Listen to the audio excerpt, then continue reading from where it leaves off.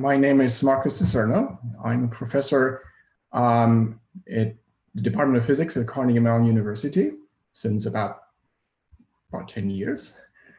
And I'm interested in theoretical and computational biophysics for a long time. Have worked on many different problems in biophysics, and one of those is what I will be talking about today. Okay, great. So, thank you, Erdinch, for the kind introduction and for the invitation to speak in this venue. It's really a great honor and pleasure to have the opportunity to speak about our recent work. Now, this is about a project I've been doing with my student Amir Ali Hossein, and it's appeared in an uncharacteristically long Biophysical Journal theory paper. And I guess my job today is to partially demystify this, and in particular for those of you who are not on a first name basis with theory and math. But I'd also like to point out that beautiful cliff notes exist for this work written by Ed Lyman and Alex Sode, and they appeared in the same issue of the journal. And they really capture the essence of what is important to us in our paper. So they're really a great place to start. Okay, so let's see.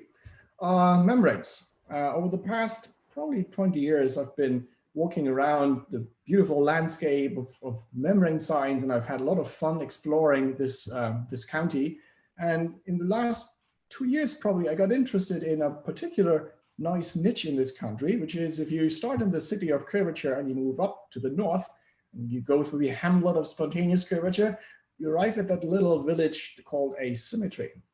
And I was really excited about all the amazing physics that I found up there that was so exciting to look at and so unusual compared to the things that I so far had been interested in. And so I started to look into this, as did a lot of other people. And as Georg Pabst pointed out, I think in the last BPS meeting, is that this is no longer just a tiny village. This is really sizing up to a town in its own right. And so there's a lot of people really working there, and I hope a lot of exciting science happens there. So what's this all about? If you think as a biophysicist about asymmetric membranes, you might think about objects such as this, lots of different lipids, differently distributed proteins, filaments, definitely a complicated situation. If you think about it as a biologist, it's basically the same, except biologists have much better graphics designers to talk about this. And they can even do it in 3D. If you talk about somebody who has done lipidomics, they will tell you, and you know, Ilya Leventhal has done this just 3 weeks ago in the same venue here, that the distribution of lipids across the two different leaflets of, for instance, the plasma membrane is very highly asymmetric. There's in a very characteristic and reproducible way. And so that makes it exciting. So there's really something to be explained. And it turns out there's even a proteomic proxy for this lipid asymmetry, which is related to the area difference between the cytoplasmic and the extracellular leaflets of, parts of the transmembrane helices of single pass transmembrane proteins. So you could use this as a proxy to understand lipid asymmetry, even for organelles that are hard to otherwise isolate. So you find, for instance, that organelles such endosomes and lysosomes in the endocytic pathway inherit some of the asymmetry from the plasma membrane, while organelles such as the ER and the Golgi in the secretory pathway might not necessarily be as asymmetric as ultimately the plasma membrane is, but the jury is probably still out about this thing. So this is an interesting thing to look at. So have physicists looked at that? Well, for the past, I guess, 40 years, we've mostly looked at systems such as this, just simple membranes, one type of lipid, symmetric, about as simple as it can be. And for the venue today, this is a little bit too simple. So the way to make it slightly more complicated is just put a different lipid in one of the leaflets compared to the other one, and now create an asymmetric membrane. And before we go on, it's important to understand that this actually is no longer a thermodynamic equilibrium state, because nothing prevents these lipids from changing their position between the leaflets and sort of scrambling up the initial asymmetry, because that's not instantaneous. It takes a certain while, depending on what kind of lipids and what kind of experimental conditions. This might be something between hours and days, but after hours and days, this asymmetry is gone. Now, many biologically interesting phenomena happen, of course, much shorter than hours and days. On the other hand, cells typically live longer than hours and days. And that means for cells to live a really long time and maintain the symmetry before it scrambles, such as this, they have to somehow actively do something in order to contain this non-equilibrium steady state. Since this costs energy, you can ask, well, why do they bother to do this? It's expensive. And if we as scientists are interested in figuring out like what the properties of such systems are, we have to study them and we have to make them and maintain them. And that's really hard in controlled model systems. But one of the reasons why I think asymmetry became so interesting in recent years is because we learned how to do this. There's various protocols for how to do this. I'm giving you one example for how this is done, which is make membranes one leaflet at a time. So you start maybe here with a water and oil emulsion that has a particular type of lipid, A, let's say, that coats the interface between the water droplet immersed in oil. And then you put this into a water-oil column where there's a second lipid at that interface, let's say lipid B, and then you push this droplet through the interface, thereby making a vesicle that is asymmetric in its composition on the two different sides. There are other protocols in recent years that have been developed to do this. This is just one of them, but we kind of now know how to do this. And what got me excited about this problem is that these authors didn't just make these vesicles. They asked the question is, what are their equilibrium mechanical properties? And so they did measurements about one of my beloved observable, which is the bending rigidity. So let's say they took single one component membranes, just DOPC, and measured the rigidity. And they found about, let's say 26 kT, a perfectly acceptable value for vesicles of this type. By the way, they made them the traditional way, and they also made them the one leaflet at a time way. And in both cases, they just get the same result. And if they do the same thing with lipids that are just POPC, symmetric, everything's fine, you get slightly different number, 34 kT, everything's good. But if they now made membranes that were asymmetric with either POPC outside or inside, they got suddenly membranes that were a whole lot stiffer, about a factor 2.5 more. That's very strange. And if when they scrambled them, or just waited long enough so that they get mixed POPC, DOPC lipids, the rigidity dropped down to a value that's kind of compatible with what you originally had with the symmetric membranes. So that's really strange. Why is the asymmetric system stiffer? Why are we not just here? Why are we not just splitting the difference, which I will argue is what you should expect to happen? So in order to explain this, I'll need to talk a little bit about sort of some basic elastic theory about lipid membranes, like symmetric and asymmetric ones. And so this is where the theory chapter starts. On the other hand, if you understand the physics of like pulling a spring and pulling two springs in parallel, you'll be fine. You'll understand basically everything I'm going to say, because that's really the physics, okay? So here are those two springs. What I'm writing down now is the bending energy of an asymmetric stress-free membrane, and here are the two springs, right? It's the upper leaflet and it's the lower leaflet. It's a spring with a rest length, except we're not penalizing a spring length, we're penalizing a curvature. And just one sentence reminder, the curvature being just the sum of the two inverse principal curvatures, principal radii of curvature at every point of the membrane, very common observable in biomembrane science. The equivalent of the rest length of the spring is the spontaneous curvature of the individual leaflets. And since the leaflets could be different, that spontaneous curvature could be different. The plus minus difference really, it just accounts for the fact that the normal vector of one leaflet points oppositely to the normal vector of the other leaflet. And there's a spring constant out there, which is called the bending modulus. And again, it could be different because we have two different leaflets. Now, what I'm ignoring here is things such as Gaussian curvature, surface tensions. None of those will matter for the following, so you don't have to worry about those. Okay, so if this is the bending energy you have for bilayer, I mean, what curvature would such a bilayer prefer? From the spring analog, just remember, we have two springs in parallel, and they might disagree about their preferred rest length.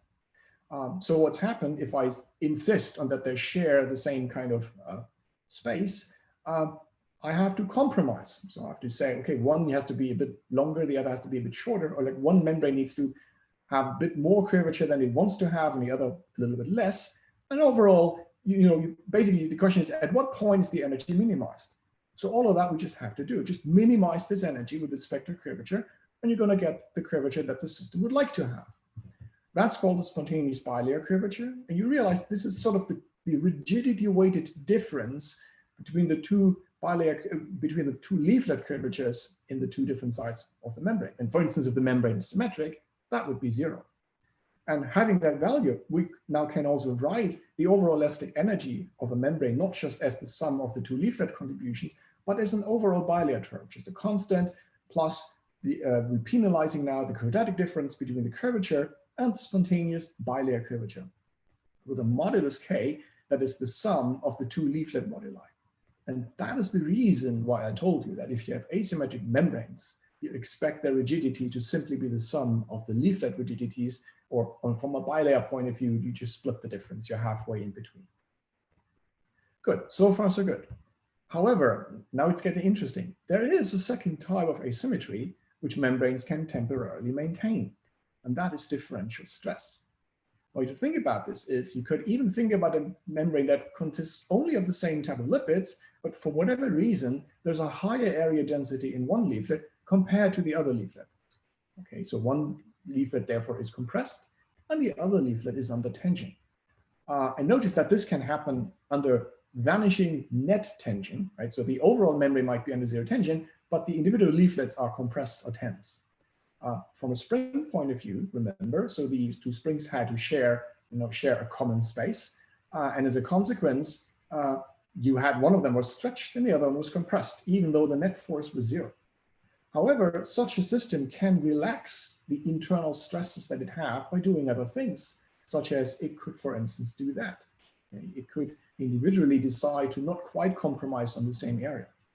What that means on the level of these membranes is that the differential stress which exists in the system can relax by bending.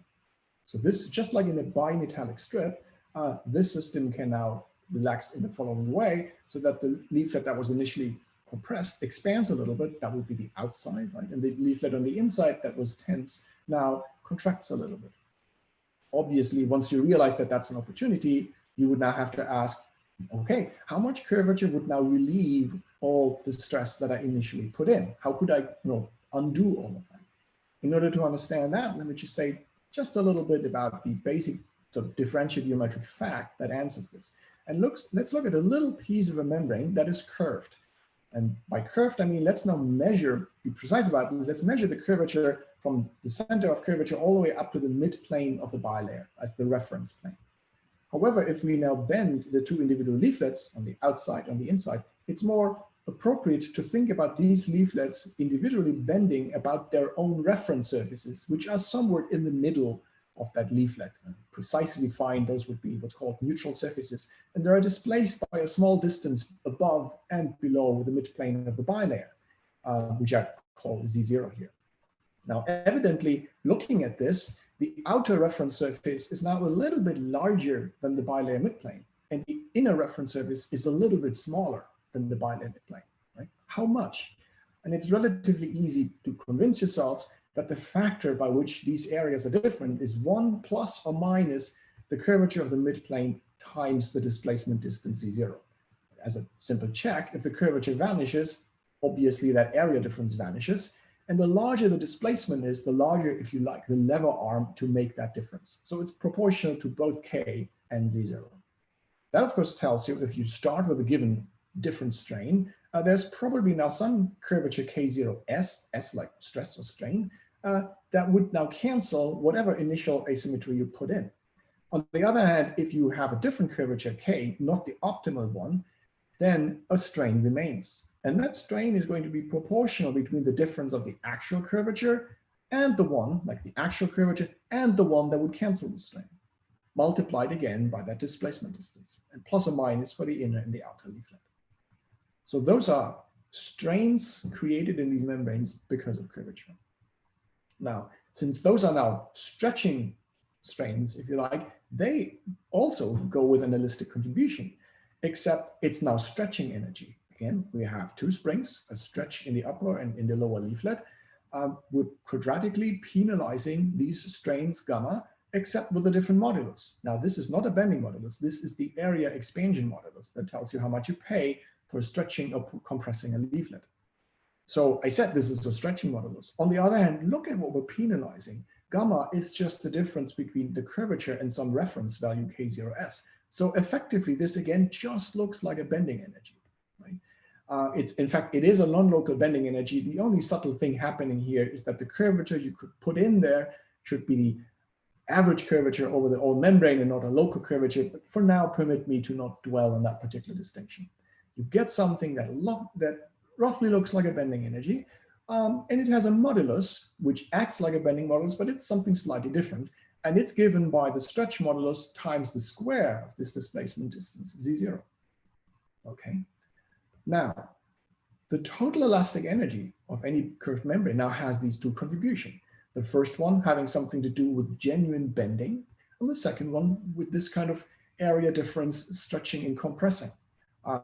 Again, we have two springs in series. Those are two quadratic terms, except in this case, they don't refer to the two different leaflets. They refer to the entire bilayer and the two different physical phenomena that sort of create that particular elastic stress. And you can see that they're physically different because the first term penalizes the difference from a curvature that is a material parameter.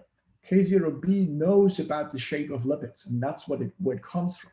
While the second term has a reference curvature that has everything to do with how you distribute the lipids, even if it's the same lipids that you put, but if you overfill one leaflet and underfill the other leaflet, then there's going to be a spontaneous contribution. Now, we can again ask the distance, you can ask the question, what curvature would such a system prefer in equilibrium? And it's the same thing, you just have to minimize the energy. Again, assuming we just ignore now the difference between local and global curvature, which we can if we talk about planes, spheres, and cylinders, and so on. The minimum is attained but at this particular curvature, which is now really the spontaneous curvature for the total energy minimum. And look, that this is basically a weighted average between the two different ways of which a spontaneous curvature could arise in this problem, like the material parameter and the lipid distribution. Now, what makes this so interesting now is recall that I mentioned that if you have a membrane, there could be an area strain if its curvature differs from the curvature at which the area strain vanishes. And our systems, even though perfectly energy minimized, will probably still have a strain because the optimal curvature they can take is not equal to the curvature at which the differential strain vanishes. And so, well, there is a strain in these systems, even in the energy minimum. And therefore, there is an associated stress. And in about like 2 or 3 lines of calculation, using the formulas I showed you so far, you can show that this is the value of the stress, which interestingly is proportional to the difference between the two characteristic curvatures, the material parameter spontaneous curvature and the lipid distribution spontaneous curvature. Now, notice, of course, it's conceivable that that particular stress happens to be 0. In that case, apparently K0b and K0s are 0. And since K0 star is just some average between those two, so they are the same. And since K0 star is just some average between those, all these 3 curvatures are the same. So in some sense, this is like almost the nicest thing that could happen.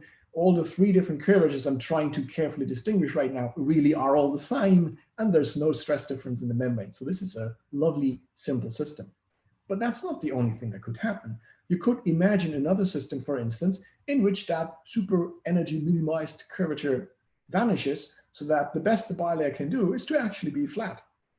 But in that case, there is a stress difference left in the leaflet, which you can work out and which is, this contribution. Now, looking into this, you might now conclude, we have really 2 different choices. We could have bilayers that are stress-free, but then they're curved. Or you could have bilayers that are flat, but now they're differentially stressed. But this kind of dichotomy between these 2 choices is also a false equivalence because you could have any linear combination in between. It's not just these 2 endpoints or choices. It's really true that there's 2 genuinely different ways in which bilayers can be asymmetric. They can be asymmetric in the composition on the 2 sides, and they can be asymmetric in the stress on the 2 sides. And so the equilibrium state, in order to understand the equilibrium state, you have to know both. So an asymmetric membrane is really a 1-parameter family where you somehow interpolate between these 2 options. And if you want to tell me what asymmetric membrane you talk about, it's not enough to tell me what lipids are where. You have to tell me about the state of stress. So let me summarize what I just said in a couple of images. You do some image science. Let's start with the simplest possible membrane. 1 lipid, symmetric, no stress, like what we've done for 40 years. We can make this membrane asymmetric in 2 different ways. We can create a compositional asymmetry where we're, let's say, replacing 1 leaflet with something that is a different lipid. Or we could create a stress asymmetry by taking, let's say, 1 leaflet and overcrowding it.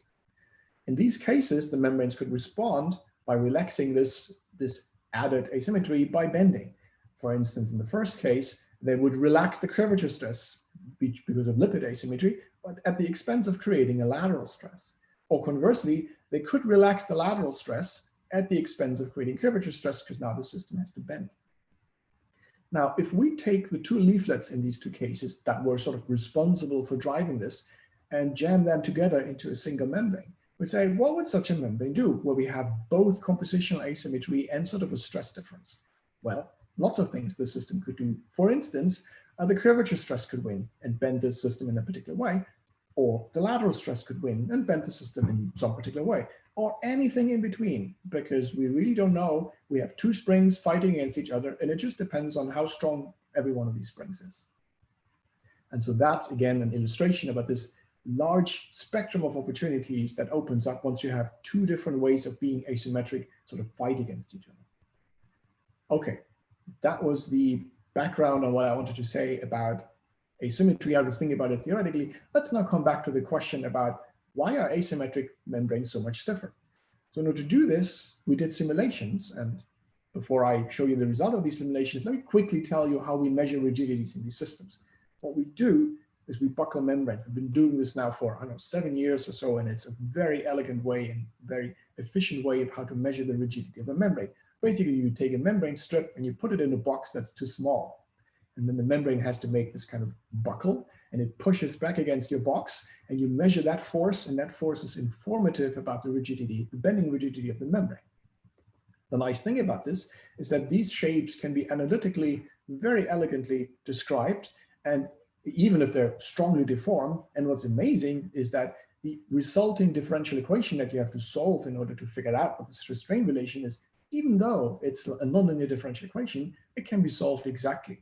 So we can make precise predictions about the stress-strain relations of buckled membranes. So the stress that is needed to push the membranes to a certain amount of strain, which is this one, that's the difference between the length, the equilibrium length of that strip of membrane minus how much I actually give it.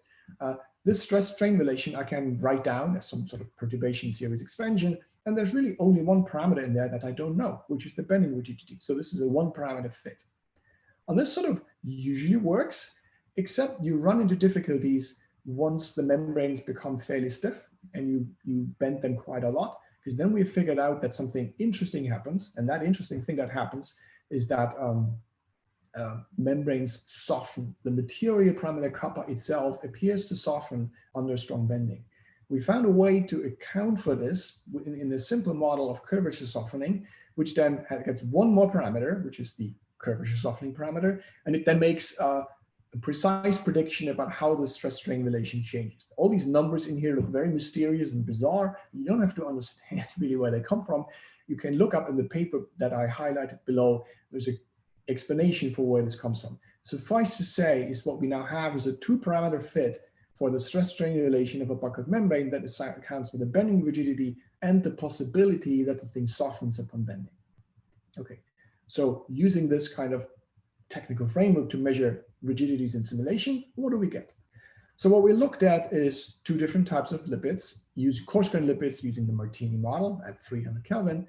We looked at DLPC, or the Martini version of DLPC, and POPC, and we made membranes out of these systems. In fact, we made symmetric DLPC membranes, symmetric POPC membranes, and asymmetric membranes, POPC on one side and DLPC on the other side, trying as good as we can, in this case, to just relax the differential stress. We didn't want to make anything initially complicated already. For these three systems, measuring the rigidities via buckling, this is what we find. If you plot this along a scale, you realize that essentially all these numbers are the same, and so you don't see any stiffening. That's a little bit disappointing, of course, because we wanted to explain the stiffening that they saw in experiment. But apparently, no, this didn't happen. So what? Well, remember, there's this other asymmetry. We could look at lipids that are actively differentially stressed by being over or underfilled in their leaflets. So we did this as a control. We did a one-component membrane, DLPC, and changed the number of lipids in the two different leaflets. Like if n up arrow is the number of lipids, let's say, in the upper leaflet, and n down arrow is the number of lipids in the lower leaflet, then the difference divided by the sum is a pretty convenient measure for the asymmetry of the membrane. And we looked at such asymmetric membranes up to an asymmetry from 7%. And for every one of these membranes, we now measure the rigidity. So this is what we find. The horizontal axis being the asymmetry, the vertical axis being the bending rigidity, and this point down here, no asymmetry at all. That's the value I already told you, about 35 fish KT for the rigidity of a pure DLPC membrane. And now we increase the asymmetry and see what happens. And what you see is it's kind of down here, but then it suddenly becomes bigger. And it turns out really interesting things happen in the range in between. In particular, in this in-between range, I could show you two more fitting values which belong to the metastable minima of the nonlinear fit. The fit is nonlinear with respect to delta, and you get two minima. And these ones are the metastable ones, the ones that are not the lowest chi-squared. What we think is going on here is that this is sort of an indication of a kappa versus asymmetry behavior that looks a little bit like this. So for initial asymmetry that is not too large, the bending rigidity really isn't affected by the presence of an asymmetry, a stress asymmetry in the membrane. But beyond a certain point, in this particular case, about 3.5% asymmetry, you get a fairly rapid transition, maybe discontinuous transition into another state that is now stiffened. Overall, at about 6.5% asymmetry, we find that the membrane is about 50% stiffer than what it used to be if there was no asymmetry at all. And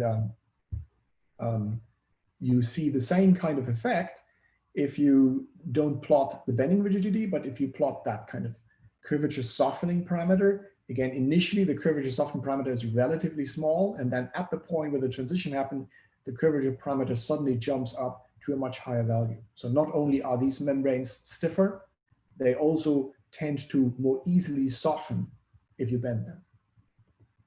Now, we might now have two flat but differentially stressed bilayers.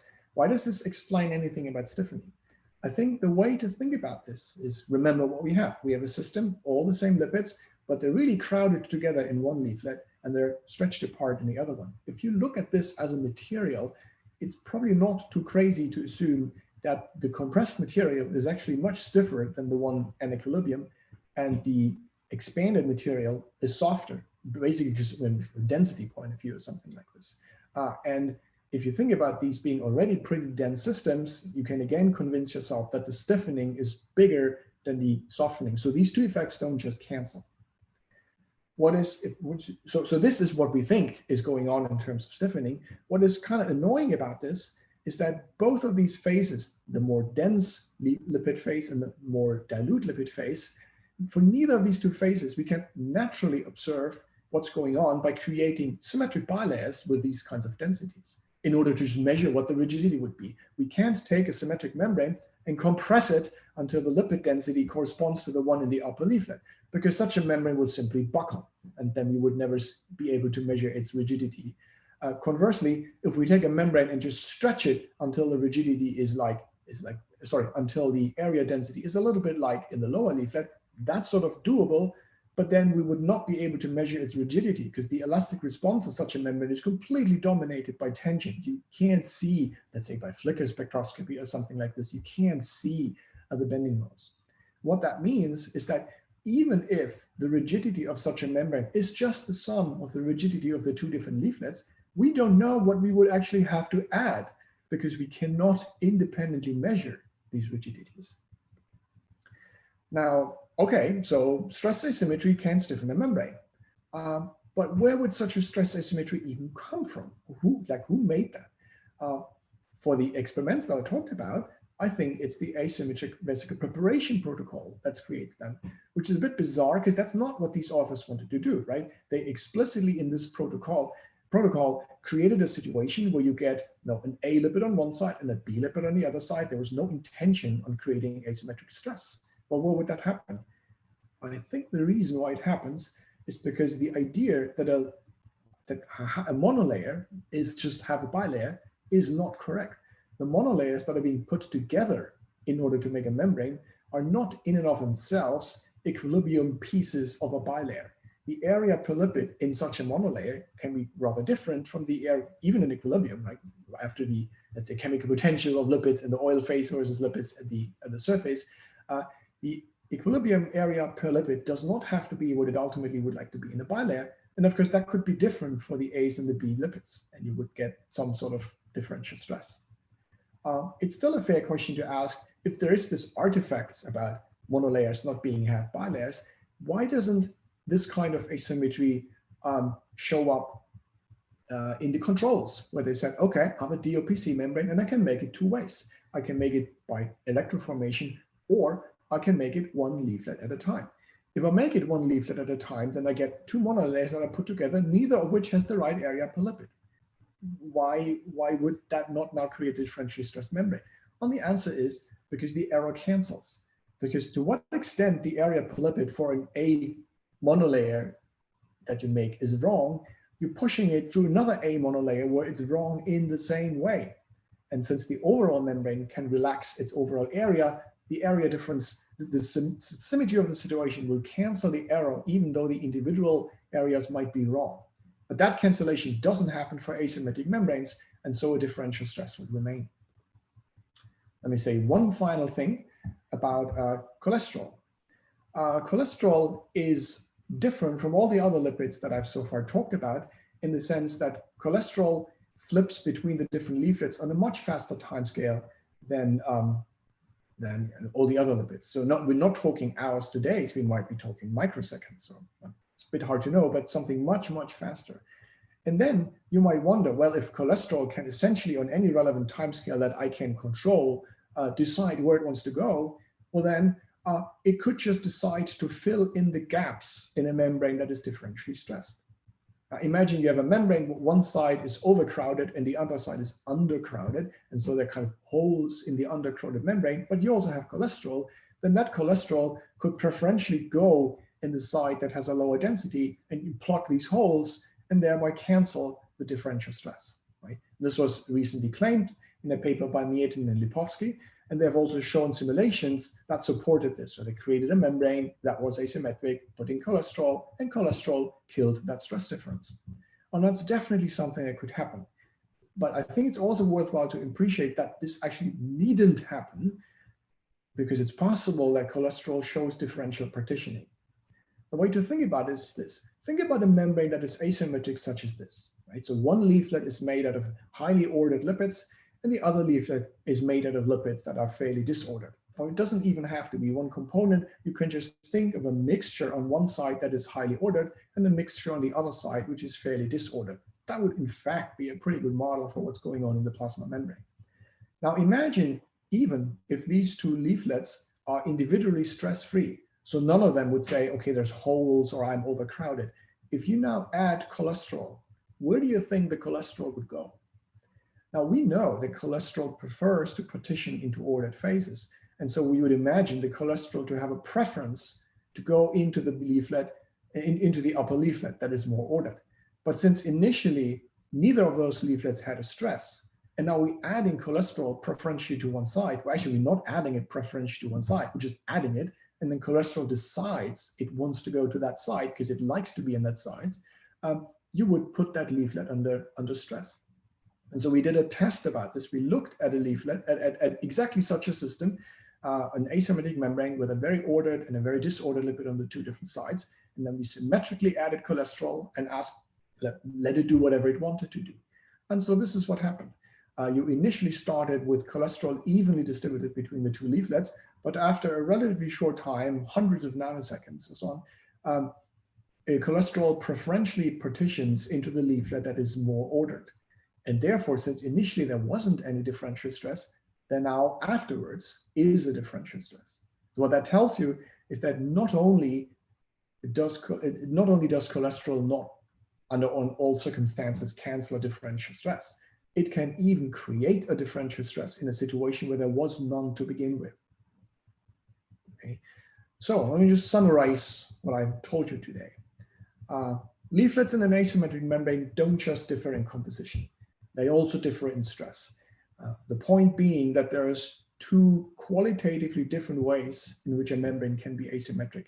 You have to think about the compositional difference between the two different sides, the stuff that is accessible to lipidomics. But you also have to think about the fact that the two different sides do not have to share the same tension, even though the net tension of the bilayer could be zero. And there's a broad spectrum of possibilities anywhere in between, and sort of spontaneous curvature, and differential stress can in some sense play against each other. And if you want to tell me how a membrane is asymmetric, you really need to tell me both the composition and the state of stress.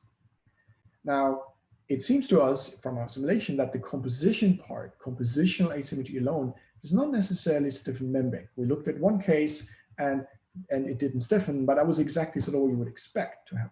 However, differential stress asymmetry appears to be able to stiffen membranes.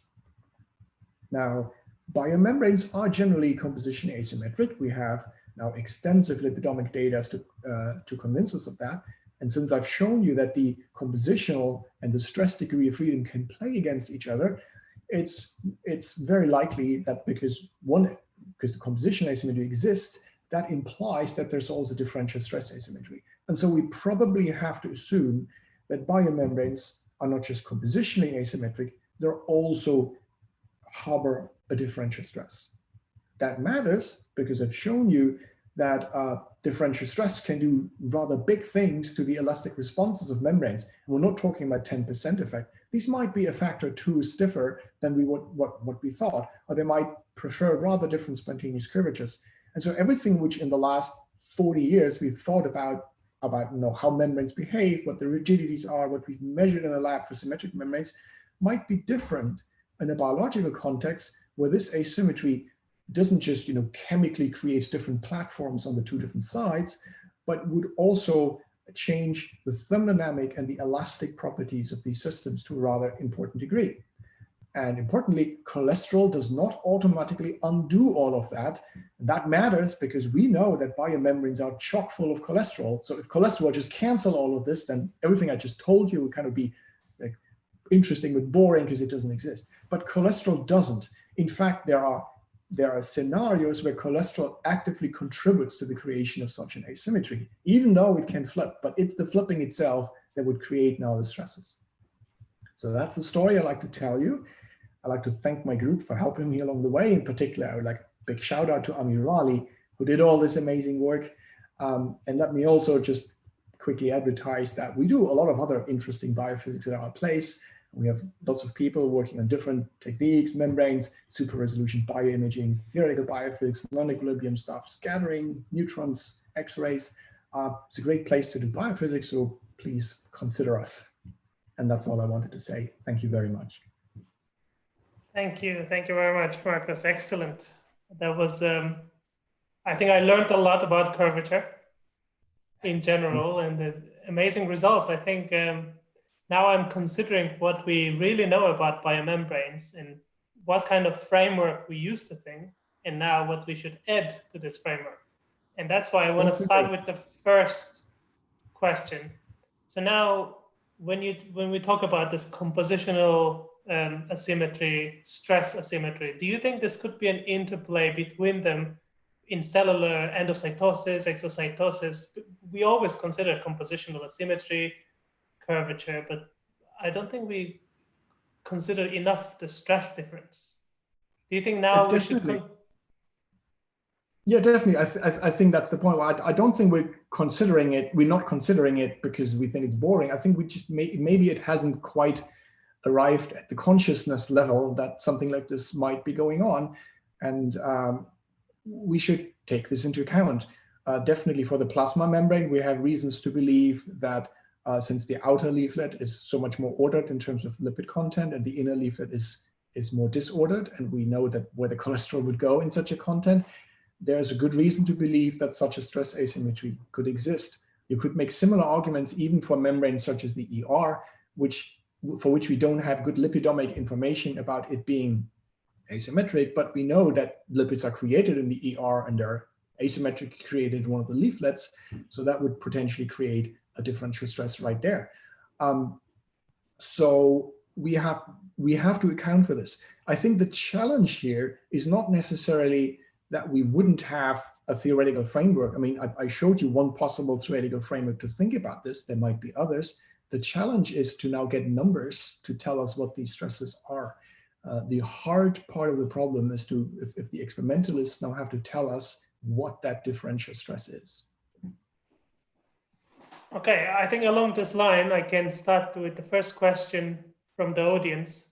Zhengxi is asking, hi Markus, isn't the spontaneous curvature of one leaflet also depends on the number density of lipids? In other words, the asymmetry in composition is coupled with the asymmetry in stress. Yeah, hi Sheng, that's a great question. We try to disentangle this a little bit. You're right that if you were to measure spontaneous curvature, let's say in simulations, in one of the ways that this is typically done by looking at the first moment of the transmembrane stress profile, you would be picking up both contributions. You would be picking up something that comes from the shape of the lipids, and you would just as well be picking up something that comes from over and under crowding. But since in the Hamiltonian that I wrote down, I found it convenient to sort of to disentangle these into two different contributions, a material parameter and an overcrowding contribution. I think it would be worthwhile to try to also disentangle these two different sources of spontaneous curvature. Maybe a different way of saying this K0 star that I introduced as the spontaneous curvature really has these two contributions, both lipid asymmetry and a stress distribution creates an overall spontaneous curvature. And it would be a kind of an interesting challenge to figure out how the two are being put together to independently measure the two contribution to the overall spontaneous curvature. Okay, thank you. Next question is by Ed Lyman, a good friend. The derivatives of the bending energy with respect to curvature are taken at constant lipid number, but the PM has excess area or lipids to call upon as needed. How might the results change in this case? Hi Ed, yeah, that's a great question. This is like a thermodynamics ensemble question. If you take derivatives in thermodynamics, you have to figure out what you're keeping constant. I have to confess I haven't carefully thought about this. It would definitely matter whether you do the bending under constant, let's say, constant area conditions or constant chemical potential conditions. Also, this is one of the cases where we now have to open up the conversation of whether we're doing this local or globally. Because if you just locally bend something, then the rest of the membrane acts a little bit like a reservoir, while if you bend the entire vesicle, no such reservoir exists. I don't have a good answer for the moment for like what would be the formula. On the other hand, I have faith in thermodynamics which usually is capable of writing down magic formulas how one derivative at constant this can be rewritten as the same derivative constant something else, right? And then we could probably analytically write down how these various different moduli might be related by other measurable parameters. Yeah, more constants, more weird numbers. It's not my fault. Nature sometimes is hard. Okay, so Agata Witkowski says, thank you for this inspiring talk. I'll definitely rethink some of my experiments now. Falimendu says, hi Markus, nice talk. This is Felix Campella from Barcelona. Hi Felix. How do you imagine lipid transfer proteins that change differential stress can control membrane bending through your proposed stiffening? Yes, that's another great question, because now we have to, that's the next level of computation. Like what if we have active or passive processes that mess with the asymmetry? And that could be two different ways. You could have just proteins that just facilitate the flip-flop in a passive way, or you could have active transporters which shuffle preferential lipids from one side to the other. Like in the second case, you could really imagine that the active transfer of lipids from one side to the other is a means for a membrane to create curvature, right? Because it would change the differential stress and would therefore actively bend the membrane. And I believe in some extent, sometimes people have been imagining this when they think about various ways of how membranes are being curved. The opposite thing, of course, also happens, as I just mentioned, and I should point out that Ilya Leventhal really just pointed me to this fact, is that if you have in the ER, lipids being preferentially created and therefore inserted in only one of the two leaflets, if you'd never do anything about this, you would create a tremendous differential stress in the ER. And so you need sort of lipid scramblases to some extent that would make sure that lipids that are overproduced in one leaflet go into the other leaflet in order to avoid creating extra membrane curvature. I mean, the ER is pretty curved, but you don't want to overdo it, right? Yeah, I think Ed commented on this, but we'll come to that comment later. First, there's another question by Agatha Witkowski. Could you imagine some mechanism that would be able to maintain the differential stress locally at a smaller membrane area, for example, by diffusion barriers? That's a great question. That's strongly related to, I mean, the recent findings by Zheng Shi that membrane tension needn't be homogeneous over the entire membrane, right? So I usually think about it as that because that's probably what's true for simple vesicles, but it's not necessarily true for cells. And so you could imagine locally creating an area difference that doesn't spread immediately over the rest of the cell, and therefore locally transfer the area difference into a local curvature. So that would be a way to locally create curvature that would not work just in a simple model vesicle, because there the tension would immediately equilibrate, but it doesn't work in cells. So yes, I can definitely imagine that happening. And along this line, Markus, you have shown this nanolattice paper by Lipovsky saying that cholesterol actually relieves the stress. If that was true, that would mean basically cholesterol partitioning in different areas of membrane would totally be different, and cholesterol partitioning would be very dynamic.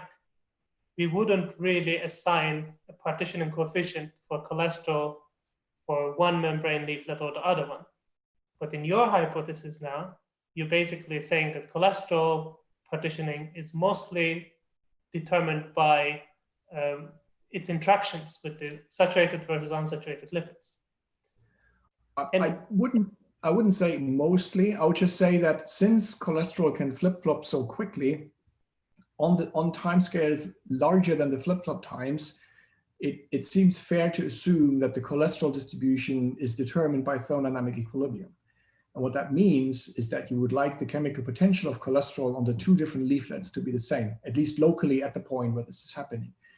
And now the question is, I mean, what is the chemical potential of cholesterol? Mm-hmm. And that has various contributions. It has a contribution that comes from the partitioning coefficients. It also has a contribution that comes from the local stress, because, you know, shuffling cholesterol from one side to the other will create a stress difference that will contribute to the chemical potential. And of course, there's an entropic term by saying if you have cholesterol and it's evenly distributed between the two sides, entropically, that's sort of the most likely thing to happen. But if you now take a 50-50 distribution and take it into a 30-70, there's an entropic penalty for all of that. So in our paper, we wrote down a super simple model that would account for that. And so these three terms would now sort of beat against each other. And there's probably even more complicated thinking you can evolve in there, because once you shuffle the cholesterol around, its chemical potential itself depends on what its surrounding is, including the concentration of cholesterol itself. And again, one more thing. I mean, if you think about it, where would phase separation sit in this scenario? That, you know, you have differential stress and compositional stress in asymmetric bilayers. Would phase separation somehow contribute to it, or somehow contribute to release of this stress? Well, I mean, especially if it's coupled between two bilayers. Right. Well, it certainly makes it more complicated. If you think about lateral phase separation into, let's say, LO and LD domains, or whether it's real domains or just local fluctuations, it's again fair to say that laterally we also would have to have some kind of chemical potential equilibration, now not just for the cholesterol, now for all the lipids that can decide what to go on these domains. And what that now means, so you have local platforms, let's say a little LO platform and an LD platform, that creates different environment for the cholesterol on the other side. And if you now have an LO domain which locally sucks out the cholesterol into it, and you have an LD domain which wouldn't do that, then I'm pretty certain you would also change the cholesterol. Well, that's interesting, because if overall, I mean, since the cholesterol can go wherever the hell it wants, laterally and transmembrane, the chemical potential of cholesterol would have to be the same everywhere. Just on the outside, in the ordered phase, that equal distribution of cholesterol goes along with two different types of phases that the rest of the lipids could do. But if the rest of the lipids on the inside doesn't have a tendency to do so, it could be imparted over the cholesterol. I'm just spitballing here, right? Because even though the chemical potential of cholesterol has to be the same everywhere, that doesn't mean the density has to be the same. So there could be coexistence of cholesterol. I don't know. So you would have to write down a careful model about this. It's now getting a bit messy because there's all these many terms. But in principle, it's clear what kind of conditions you would like to satisfy. It's definitely a super important question because we understand a lot about these domains, but it's super confusing that all the physics about these domains is related to LO and LD domains, which happen on the outside of cells, while all the signaling, which we hope these domains do, are sitting on the cytoplasmic leaflet. So we have to understand how that imprint works. And curvature, spontaneous curvature, stress difference is conceivably a contributing factor, but right now I can't quickly see how that would work. Thank you, Markus. So Ed commented on the previous points that, yeah, indeed, following Felix's question, might lipid filipases and flopases be a mechanism to generate spontaneous curvature, driving the system to find a new equilibrium, vesiculated, tubulated, etc. And he says, I think the TMEM family of proteins are involved in some kind of vesicle generation. You have any comment on this? Yeah, as I said, I'm pretty sure that it's almost like a linear response question. Like if you do create a certain amount of curvature and that drives lipids in a particular way, then the other way works as well. If you drive lipids in a certain way, and so like Chatelier backwards, right? You drive lipids from one side to the other side, and as a consequence, you create curvature. Of course, in that case, you need active transport, but I think that's also what Ed is talking about. And I agree that that would be an interesting mechanism of curvature creation that we maybe haven't enough talked about. And that's been made more interesting by the finding that in cells, this could be local because the tension doesn't immediately spread over the rest of the cellular surface. Thank you. So next question is by Yanak Prabhu. Is it sufficient to have a single softening parameter for different orders? Does one need further fine-tuning?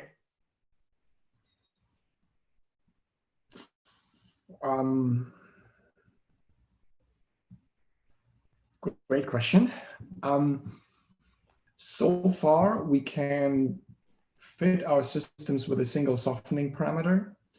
I'm a little bit hesitant to write down a theory that makes, let's say, the softening parameter depend on even other parts of the system or just add a second softening term. All of this is in principle possible. I'm mostly worried about overfitting at that point, because the stress-strain relation that we're fitting to is the stress as a function of strain for maybe 8 data points, which is the amount of buckles that we did. And every one of them has an error bar. We're not fitting to curves that have hundreds of data points, which is fairly statistically limited. And it's sort of dangerous in a scenario such as this to just overdo the number of fitting parameters. So I guess it's possible. I personally am a bit worried of doing it. Thanks.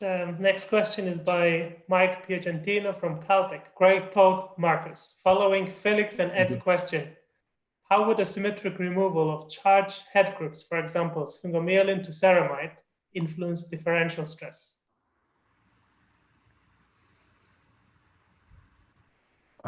Again, spitballing here, what people tend to think about, I mean, what you're basically doing, you're changing the charge state of the membrane.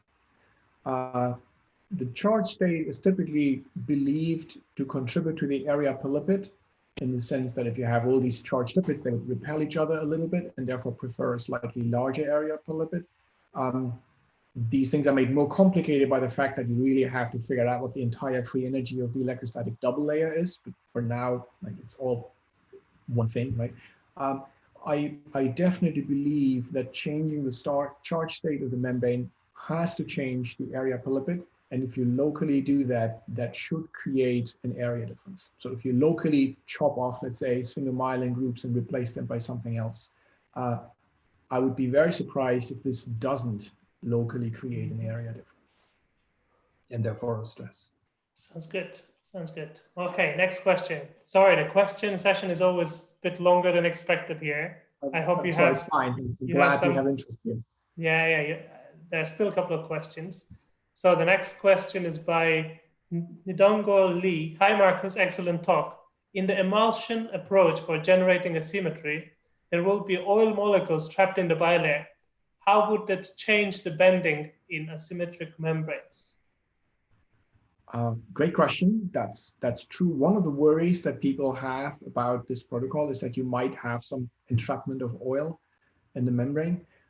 I have to confess, I am not up to speed knowing what would happen to the rigidity of a membrane if there's trace amounts of oil, which I'm assuming would be intercalated with either one of the two leaflets or maybe somewhere hovering around the midplane. I just don't know. I assume that measurements of this might have been done. It would also not be too complicated to test this in a simulation. Just add some oil to your simulation, figure out what it does. But I confess at the moment, I don't know the answer to this question. Given that, it's certainly worthwhile to check these kinds of things for different creation protocols. Right? You could also create asymmetric membranes by the lipid transfer protocol, where you use, let's say, beta-cyclodextrin as a way to exchange lipids on one leaflet on the accessible side of the membrane to make them asymmetric. That would not add any oil, but now the worry is that you might have beta-cyclodextrin hanging around in your membrane. Mm-hmm. And there's a third method recently developed by Jerry Feigenson, which is the hemifusion protocol, where you take vesicles and just let them temporarily dock on a membrane that is made from a very different composition, and then just undock them again. While they're docked and they're only hemifused there, the outer membrane gets exchanged, and once it undocks, you have changed the composition of the outer membrane without the danger of adding oil and without the danger of adding beta-cyclodextrin. It'd be very worthwhile in all these cases to check what's going on. But it's also very easy in all of these cases to figure out what could go wrong in terms of creating an accidental stress asymmetry, right? If you use beta-cyclodextrin and you pull one lipid out and you put another lipid in, it depends on things such as the chemical potential of lipids contained in beta-cyclodextrin, the cyclodextrin concentration, and so on. What now happens with the area density of the lipids upon that exchange? And you could create a difference. And for the case of the hemifusion protocol, you would now have to think, what's the equilibrium area per lipid on a membrane that's on a substrate? Is this really the same as the equilibrium area per lipid of a freely floating vesicles? So there's possibilities for artifacts and all of these things. They have probably advantages and downsides. I'd be very excited if people were to use these things and do these measurements and compare. But you're exactly right. This is something to think about. Okay, thank you, Markus. So next question is from Praveen from Bangalore, India. Hi, Markus. I see that I'm able to stiffen red blood cell membrane by adding bovine serum albumin in my experiments. Would this be due to compositional asymmetry? I don't know. It may or may not. I mean, it does lots of things. It would definitely also change the spontaneous curvature of the system. It depends a bit on the density of how much BSA you put on your membrane. It depends on where it goes. I don't know off the top of my head to what extent it would insert in the bilayer. There's definitely examples of for little peptides being added to membrane that it softens the membranes because they partially insert, and then nobody really knows exactly why it would soften it, but it seems to soften it. If you see stiffening upon addition of BSA, that may be because of the asymmetry, but it needn't. So it's okay. I'm fence sitting here, but I don't know. It's possible. It's just too complicated of a situation for me right now to just say obviously this is the case. Okay, next question is by Anand Srivastava. In terms of interleaflet coupling domain registration, how do you think the differential stress may be playing a role? For the phase segregation scenario? Both interleaflet coupling and domain registration. I believe this is in the scenario of phase separation.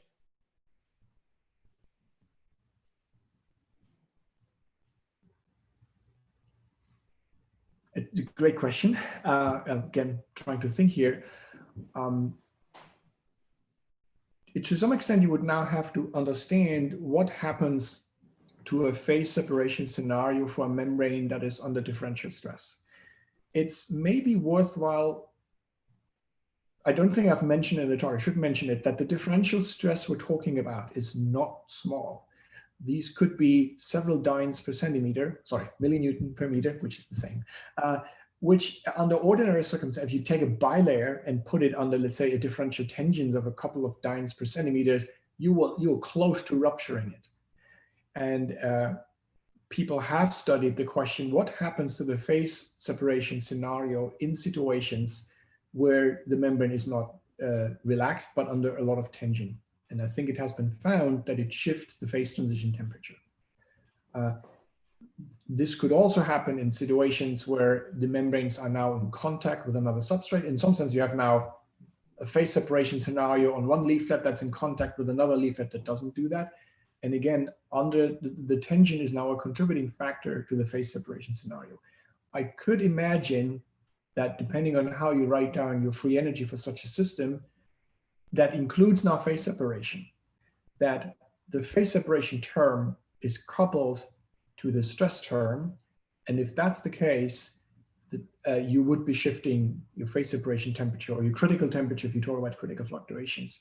That is potentially interesting because it would shift, it would couple an observable that's hard to measure, which is the differential stress, to an observable that is maybe easier to measure because the phase transition temperature, you can optically just, you see when things phase separates or not. So having a reasonably quantitative theory for how that connection might work out, and I don't on top of my head say I know what to do this, but if you have a theory for this, this is one of the things that would be exciting to do in the future about developing proxies that would be sensitive to stress, but measuring something else. I could imagine this happening. Mm-hmm. Okay, next question is by Monica Reith. Cholesterol generally stabilizes membrane. Might be interesting to look at how other small molecules affect or disrupt the system as it applies to drug delivery.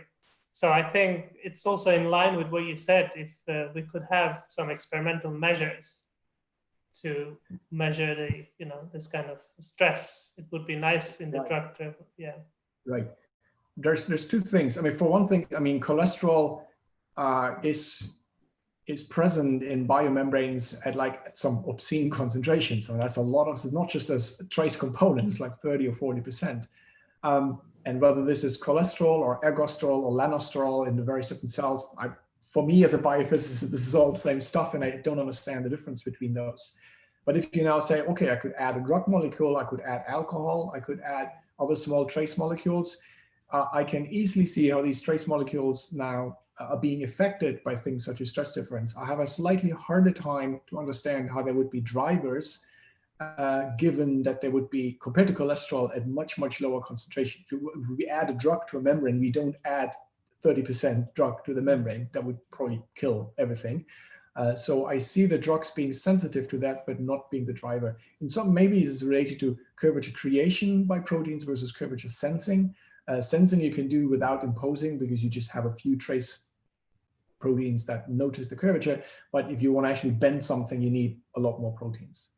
Again, this is a speculation and it might also depend on the molecule. It's known that trace amount of small molecules can actually significantly change the rigidity because they can, in an important way, change the local order. I think that's part of what's going on. Whether they can change the state of stress is slightly less obvious to me. Thank you, Markus. Kabir Biswa says, thank you very much for excellent talk. And Matt Terzi says, hi, Markus, does the Gaussian curvature modulus stiffen due to the differential stress? Oh, that's, oh my God, great question. I could bail out by saying that even if it does, I would have no idea how to measure it. Because the only method right now that we've worked on for measuring the Gaussian curvature modulus does not easily translate to membranes that are asymmetric. But ignoring that and saying, well, how about measuring stress profiles and correcting for some artifacts?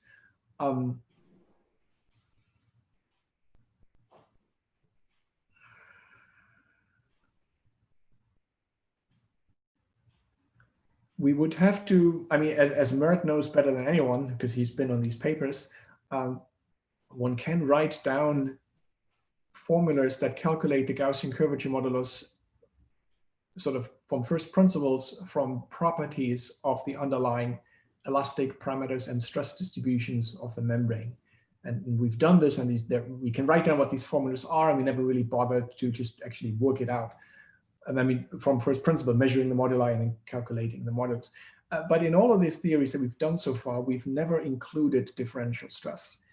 And since these theories are complicated, especially the way that like zeroth order contributions, such as net stress, propagate down all the way up to the second moment, it's getting very technical now. It's hard for me to see how a stress difference might create new terms in this. It's conceivable that that stress difference, if you go through all the math, will modify something that's equivalent to the second moment or the stress profile and create a correction term for the Gaussian modulus.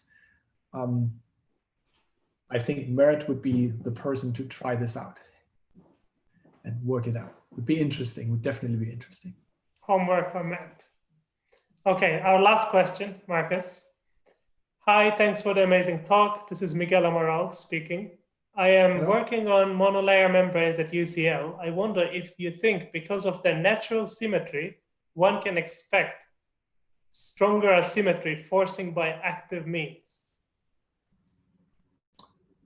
Monolayer membranes, we're not talking about monolayers. So I'm assuming we're talking about something that is like, what are these lipids called? I'm blanking on the name right now.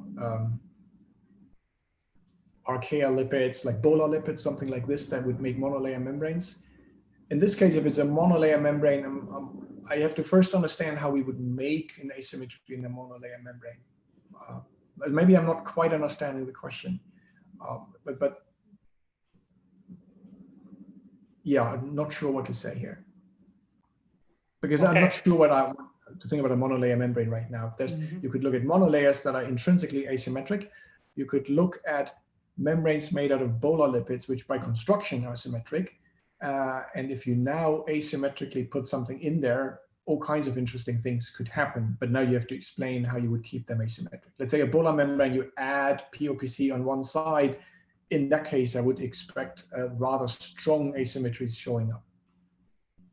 Yep, that's what Miguel said specifically about polar lipids. So I said this last question, but it wasn't last question. A new question came. This will be the last one. Is it possible to correct the Rg free energy of a membrane by allowing for symmetry fluctuations? I mean, in a bilayer, temporary flipping of a lipid from a side to another unlocks new asymmetric configurations. Great questions are becoming ever more complicated. From Ivan Pal. Sorry, I didn't say the name. It's by Ivan Pal. Thank you, Ivan.